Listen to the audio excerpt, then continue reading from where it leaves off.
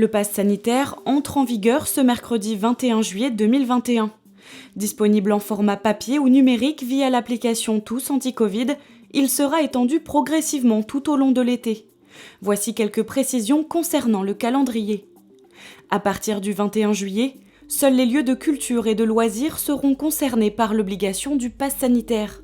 Musées, piscines, cinéma ou encore parcs d'attractions, il faudra présenter son carnet de vaccination complète ou un test PCR négatif datant de moins de 48 heures pour accéder à ces établissements.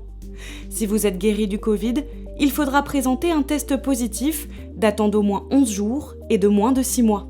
Début août, c'est au tour des cafés, bars, restaurants, centres commerciaux de plus de 20 000 m² hors bassin de vie, hôpitaux, maisons de retraite, établissements médico-sociaux et les transports publics longue distance comme les avions, trains et cars, de présenter le fameux sésame. Pour ce qui est des publics concernés, le pass sanitaire s'applique à l'ensemble des personnes majeures sur le territoire.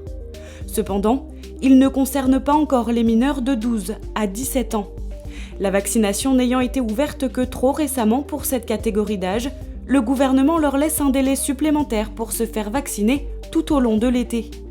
Attention toutefois, le pass sanitaire leur sera imposé d'ici le 30 août 2021. Idem pour les salariés des lieux et établissements recevant du public. Certains salariés n'ont pas encore eu le temps de passer par la case vaccin ou n'ont reçu que leur première dose. À compter du 30 août, le pass sanitaire sera exigé. Pour ceux n'ayant pas reçu leur deuxième dose à temps, il faudra obligatoirement justifier d'une première injection datant au plus tard du 1er août. D'autres lieux pourront évidemment s'ajouter à cette liste si nécessaire selon la situation épidémique. Pour rappel, depuis le 1er juillet 2021, le pass sanitaire est devenu européen. Il permet de voyager plus facilement dans les pays membres de l'UE, mais attention, certains pays n'ont pas les mêmes restrictions. Il est conseillé de vérifier leur réglementation en vigueur sur le site internet diplomatie.gouv.fr.